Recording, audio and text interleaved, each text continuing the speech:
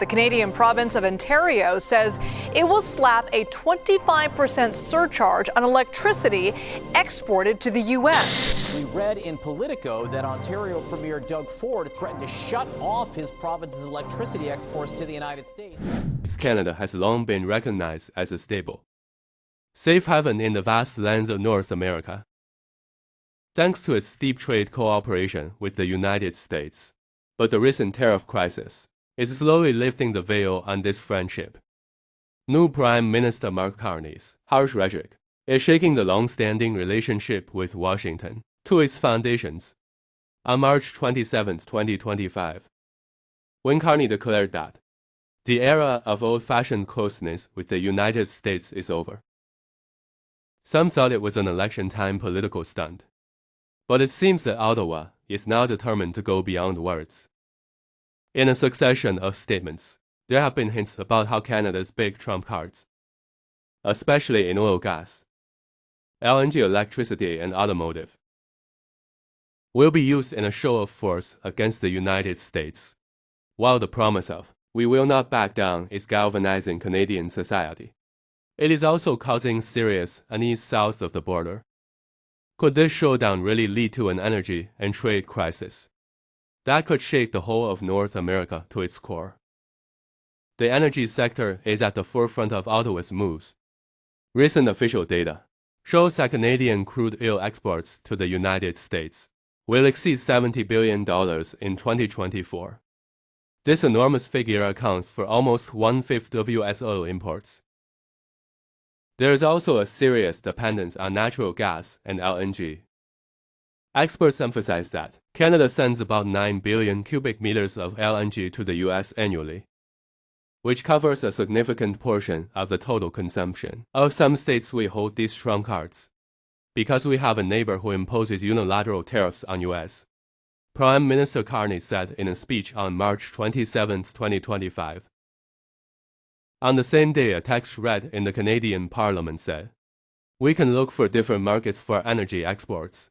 In short, Ottawa is loudly proclaiming that the initiative to turn the energy taps on and off is theirs. Given the U.S. dependence on Canadian energy supplies, many analysts believe that this could be a major headache for Washington.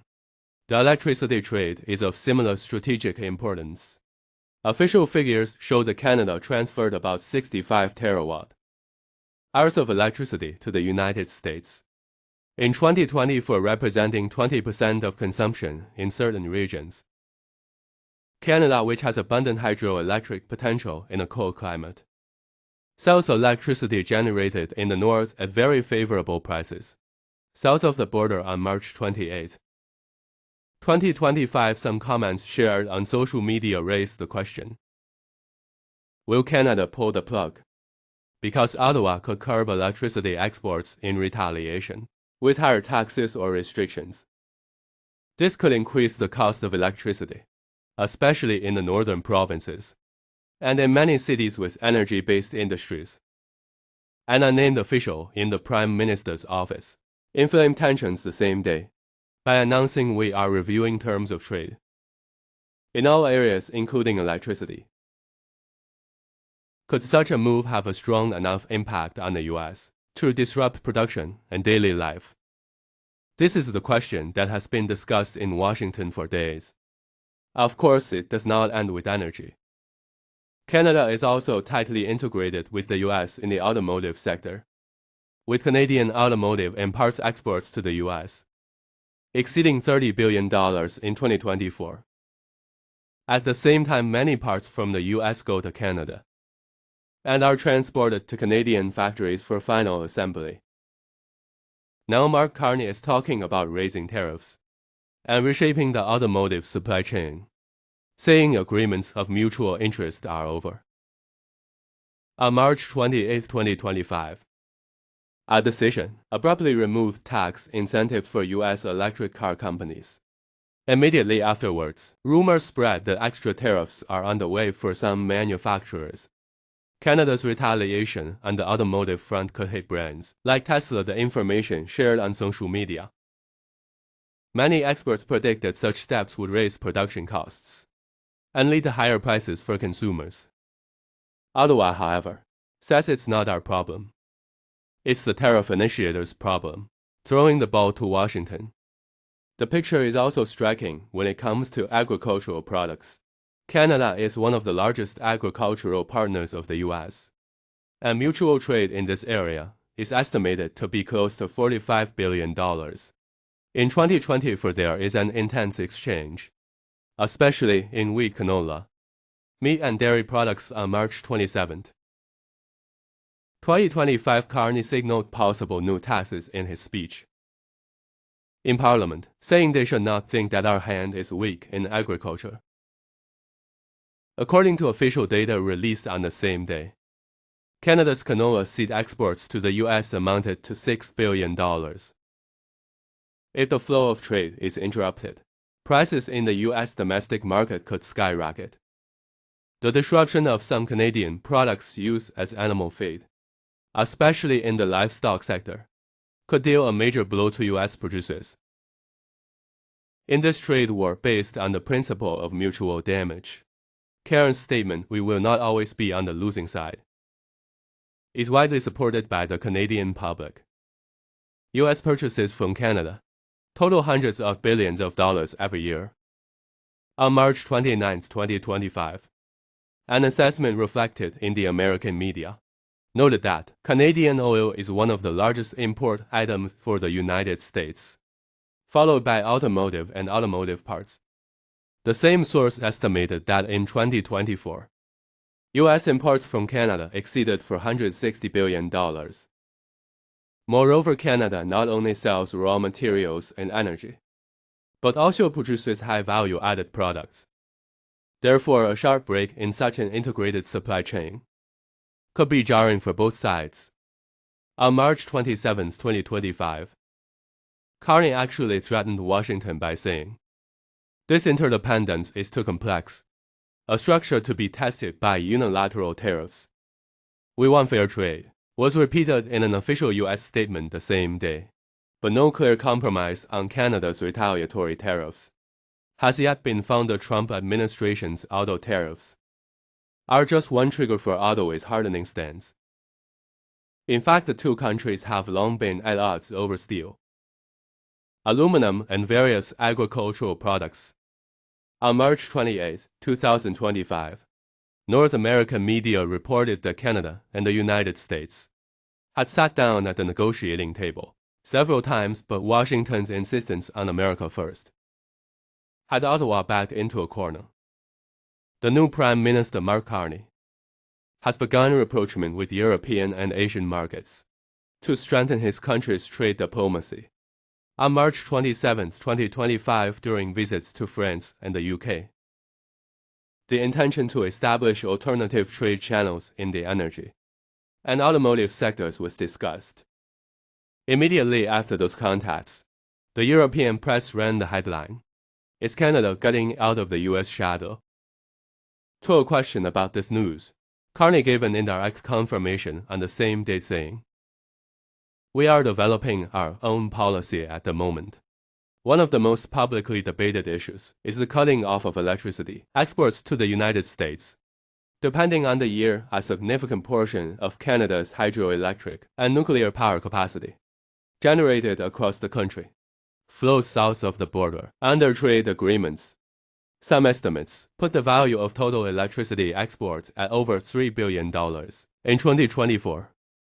Ottawa's use of this energy trump card could raise electricity prices, especially in northern U.S. states. On March 27, 2025, Karen's statement, "We will put oil and electricity on the table," further escalated tensions. U.S. officials refrained from making a direct statement on the issue. Only representatives of the American energy sector warned this could be devastating for U.S. and for Canadian companies. But Carney reiterated his determination in an official statement. On March 28, "We are not saying we are destructive, but we cannot sit on our hands in the face of unfair moves." In the automotive sector, the numbers are even more striking. According to 2024 data, Canada produces about 1.8 million vehicles a year. more than half of which go to the U.S. market. Likewise, parts made in the U.S. enter assembly lines in Canada. This interdependence makes it difficult for one side to gain an advantage on its own. But Trump's auto tariffs could also hurt U.S. manufacturers. On March 28, 2025, an opinion shared on social media said, if Canada imposes tariffs on parts imports, there will be major disruption to factories in Detroit. At a press conference the next day, Prime Minister Carney signaled possible new tariff increases by saying, automotive companies have long been our most important business partners. But we cannot be the only ones to pay the price of political pressure. This statement caused minor fluctuations in automotive stocks and deepened the uncertainty in the market.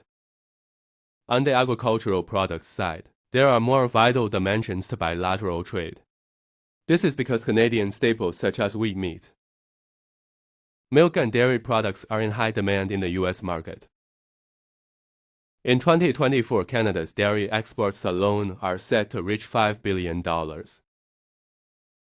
If Ottawa retaliates by imposing tariffs or restricting exports in this area, we could see skyrocketing price tags in U.S. supermarkets.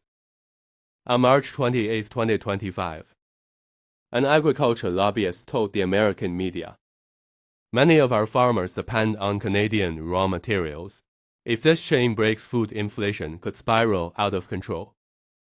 On the morning of March 29th, Carney said there are no guarantees in any area, including agriculture. This statement once again shows that Canada has no reservations about escalating tensions. All these developments reveal the enormous scale of trade between Canada and the United States in 2024. Total two-way trade is estimated at more than $900 billion. This is one of the largest bilateral trade volumes, not only in North America but in the world. The recent crisis proves how fragile a foundation this volume can rest on. March 27, 2025, Mark Carney confirmed the shift towards European and Asian markets, saying unilateral tax decisions slow down trade, which is precisely why Canada is looking for new horizons. The European press also reports that France and the UK are planning special deals with Canada to boost trade in energy and auto parts. Some commentators have even raised the possibility that, if Canada and Europe set up a joint production line, the U.S. market share could fall. As of March 30, 2025, the details of the sanctions, which Canada calls April 2nd retaliation, are still unclear. But leaks from Ottawa indicate that additional tariffs are on the agenda, especially on automotive metals and agriculture. On the energy side, the option of turning to non-U.S. markets with new agreements, rather than cutting exports immediately, is being discussed. On March 27, 2025, Carney said we are looking at different alternatives in every area, because there is no partner we trust anymore. In response, comments on social media have been flooded with the question, will Canada pull the plug? U.S. officials have been cautious in their statements. It was a big mistake of the Trump administration to make Canada so angry, some say, while others express optimistic expectations that the two countries will eventually reconcile. The public wonders who will suffer more as a result of this crisis. The U.S. is highly dependent on Canada for energy, but Canada will have to take the risk of losing its biggest market. There is also deep integration on the automotive side, making a unilateral gain almost impossible. Price increases in agricultural products could hit consumers in both the U.S. and Canada. Moreover, bordering states are trying to protect the jobs of tens of thousands of businesses that rely on commercial traffic. The whole equation suggests that retaliation after April 2nd would shake both countries, economically and politically. On March 27th, Carney made it clear, in the short term we may suffer, but in the long term we will preserve our independence. Some observers believe that, while these words may be hugely popular in Canadian domestic politics, they may make economic turmoil inevitable. How will Washington respond to these outbursts? The first reactions from the White House were, "We are considering all options to address unfair practices." On March 29, 2025, a news report claimed that the Trump administration was considering tougher tariffs. This has not yet been officially confirmed, but the Ottawa front remains defiant, with the message that they can bring them if they want. We have more weapons. Whether diplomacy will be involved or a full-blown trade war will erupt remains to be seen. On March 27th, Prime Minister Carney did not close the door completely, saying, "I am always open to dialogue, but I cannot accept unilateral demands." However, such confrontations between the two neighbors have in the past often led to difficult negotiations, and at times temporary crises that have crippled industries. Perhaps this is the beginning of a new era in North America. Canada's reassessment of all its trade partnerships and its shift towards European and Asian markets could lead to serious transformations in its relations, not only with the US but also with the world economy. On the other hand, if the US continues to take more protectionist steps in its own domestic market, the trade war could expand to Mexico and other countries. As of April 2nd, questions such as which retaliatory measures will be implemented, how they will be received by the US, and how the world markets will price these moves are still unanswered. Nevertheless, Prime Minister Carney's statement on March 27, 2025, that nothing is off the table, suggests that events are likely to be much more dramatic than expected. Has just announced a series of retaliatory measures, including 25% tariffs on a variety of American goods. Here's the Canadian Finance Minister breaking it down. US President Donald Trump has followed through on his tariff threats. He has signed an order to levy 25% tariffs on imports from Canada and Mexico. I am announcing Canada will be responding to the US trade action with 25% tariffs against $155 billion worth of American goods. The trade friendship between Canada and the United States has turned into a hit-and-run struggle in recent days. The Trump administration's tariffs on Canadian steel and automobiles, coupled with Ottawa's massive retaliatory tariffs, have escalated the situation. Both the United States automotive giants and Canada's energy sector are caught in the eye of this new trade storm. And this time the challenge comes not from Mexico or Europe, but from Canada, seen as the closest ally. How will giant brands such as Tesla, Ford, and GM experience difficulties in the Canadian market? Is the question at the center of this tension. After March 4th, Canada imposed a 25% tariff on 30 billion Canadian dollars worth of goods in its first round of tariff retaliation against the United States. And furthermore, if the situation does not change, a second round of retaliatory tariffs worth 125 billion Canadian dollars will be imposed in 21 days. But it is not only the size of the second round of retaliation that is critical, but also its specific focus.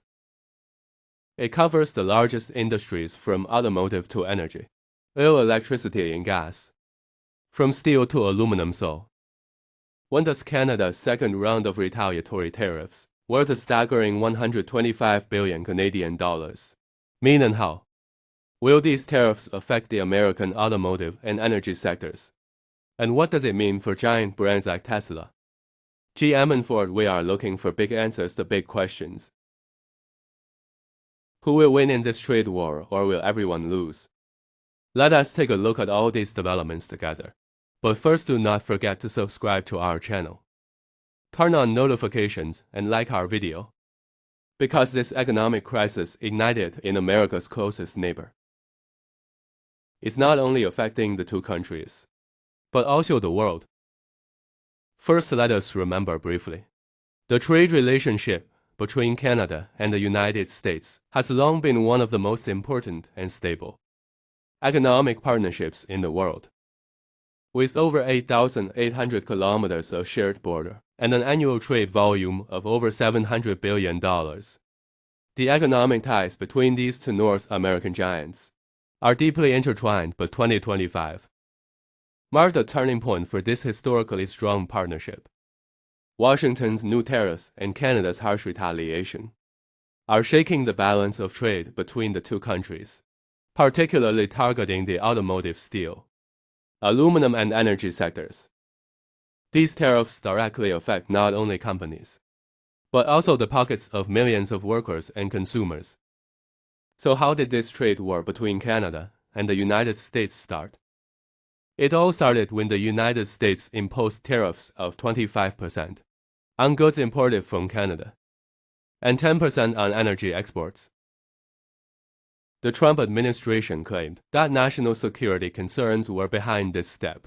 In particular, it cited the need to stem the flow of illegal immigration and ban substances. However, it is debatable whether this explanation coincides with deeper economic considerations. The Trump administration did not stop there, imposing a 25% tariff on Canadian steel and aluminum products.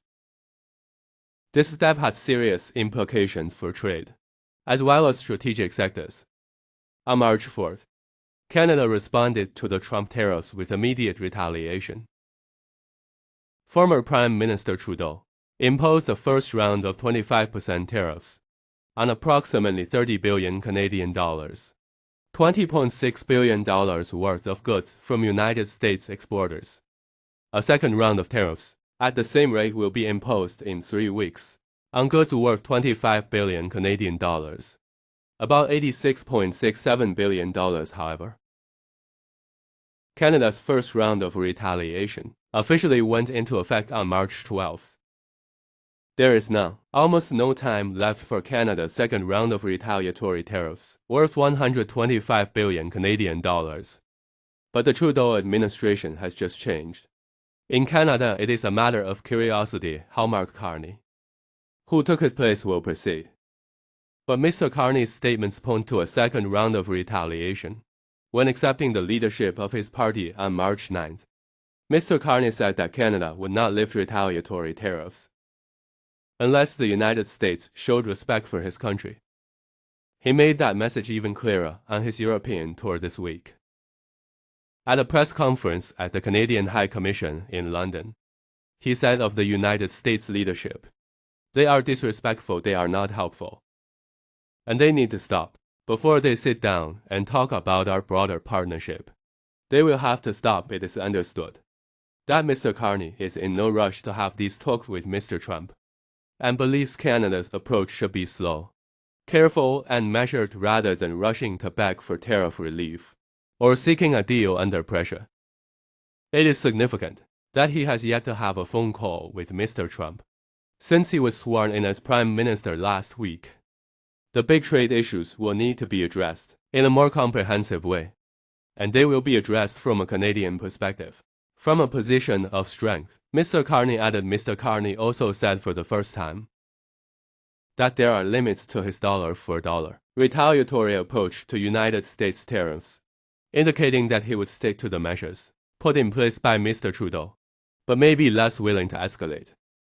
This means that Carney could impose tariffs worth 125 billion Canadian dollars at any time if the United States does not lift the tariffs. Canada is preparing a second round of retaliation worth 125 billion Canadian dollars, about $86.67 billion in the coming days. This new move could seriously shake the automotive sector, in particular which products will be hit by this second wave of Canadian tariffs against the United States. Cars and trucks brands like Tesla, Ford, GMC will be directly affected. High-budget products such as steel and aluminum. Special tariffs on Tesla are on the agenda. Canada announced that it will impose an additional 25% tariff on cars and electric vehicles imported from the United States. This decision will directly affect the prices and sales of brands such as Tesla, Ford, and GMC in the Canadian market. Do not forget to share your views in the comments. Thank you for tuning in.